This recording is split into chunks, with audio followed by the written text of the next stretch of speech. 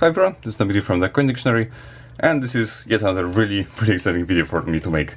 I know that I am saying this, well, every time pretty much, but I mean, how can you not get excited when you get to unbox coins?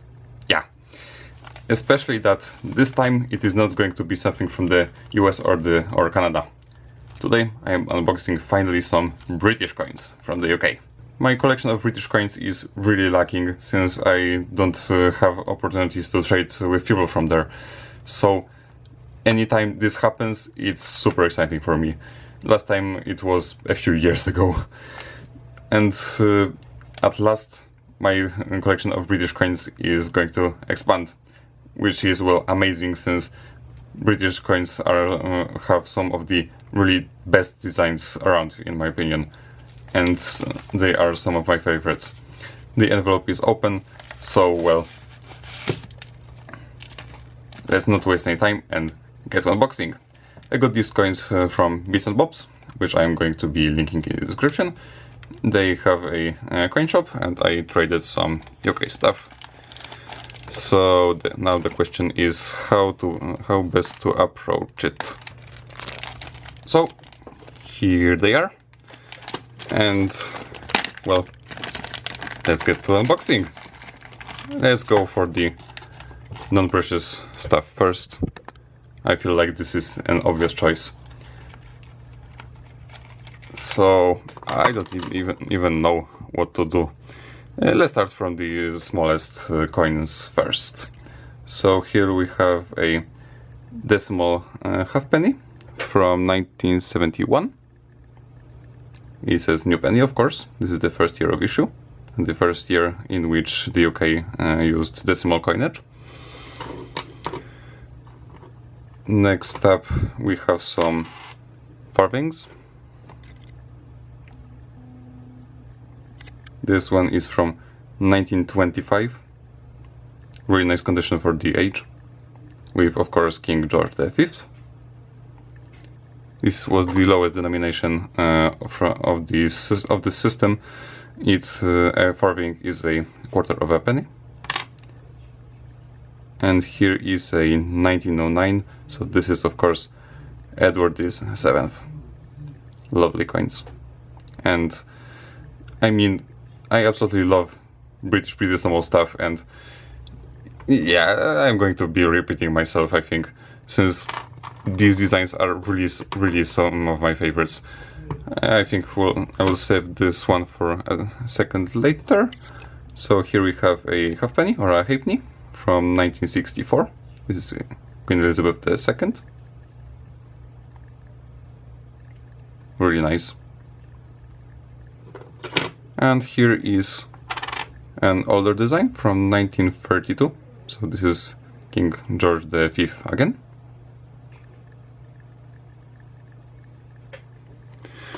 Okay, you know what, let's go for the pennies next. So here is a King George VI penny with some residue on it. I think acetone will deal with that, hopefully.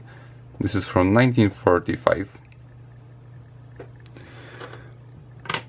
So this was George VI, here's Elizabeth II, of course, 1966.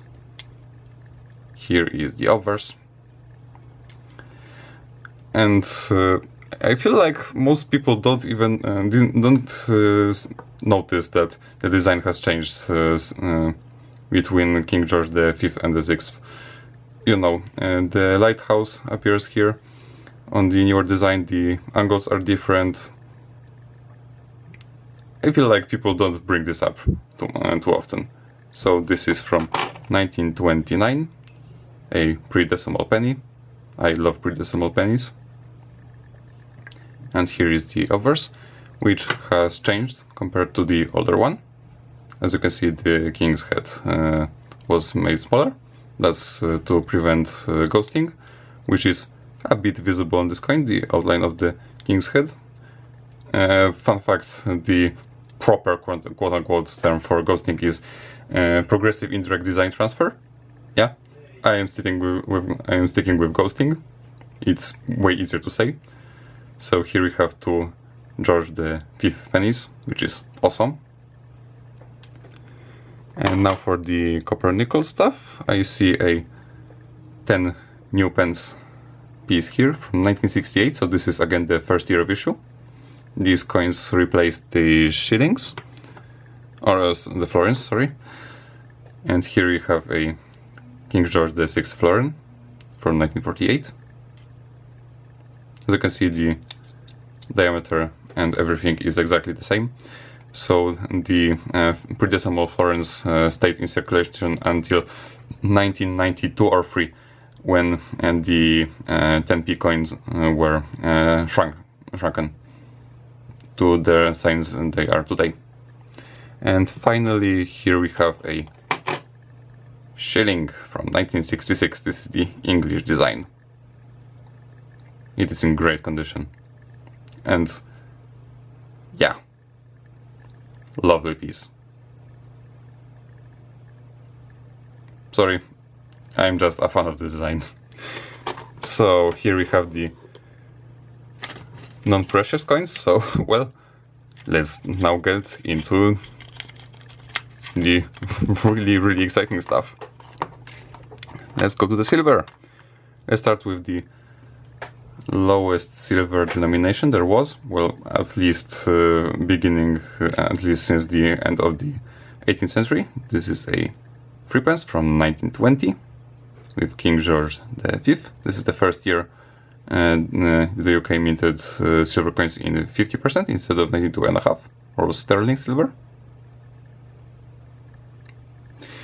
And here we have a older piece from 1899. So this is Queen Victoria, lovely, and 92.5% silver, as stated. Believe it or not, this is my second Victorian coin in collection, and the only other one is a Canadian large cent. Yeah. So, as stated, I am really missing on a lot of coins from the UK. Next we have two 50% shillings, and they have a bit of a story behind them. So when I was at a coin show a few years ago, I noticed I was going through a pile of random foreign coins and noticed that I noticed a UK penny 1916 with the recessed ear variety. And these coins are worth a bit, you know. And I asked the seller how much he was selling the coins for. He stated that, well, 1 zloty, or like 20 pence, or 25 cents US. So I started to go through my euro coins, long story why, and he noticed that I was struggling a bit and stated that, well, I can have it for free. And I was gifted a coin worth like £6. And I just decided that it was only fair for me to trade the coin for 2 pieces and give one back to him for his generosity. You know, I think it's fair, and that's what I'm going to do when I am going to the coin show in November. So yeah, these shillings have a bit of a story, and I feel it is a nice one. Great pieces. So this is another nice one.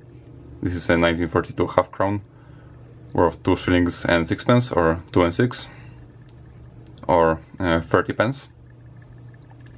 This coin is really large. The pre-decimal pennies are the size of a US half dollar, so as you can see, this one is slightly larger, and well, it's a nice huge piece of silver. I hope this corrosion spot will come off. And finally, the piece I was waiting for, this shilling from 1889. So this is Queen Victoria with the Jubilee design for her, well, Golden Jubilee, or 50 years on the throne. which happened in 1888 or 1889, apologies, I don't remember. So this is a great piece of sterling silver, and my third Victorian coin in the collection, you know. I mean, I am so thrilled to have it. Yeah. This is absolutely great, and bloody design, of course. As stated, British coins have some of the best designs around, especially in the 19th century and early 20th. Wow. So, well, yeah. This was my first trade with someone from the UK in a long while, and it is really a pity. I wish I had the opportunity to get some more of these, like, awesome coins. So yeah, thank you Bits and Bobs for the trade.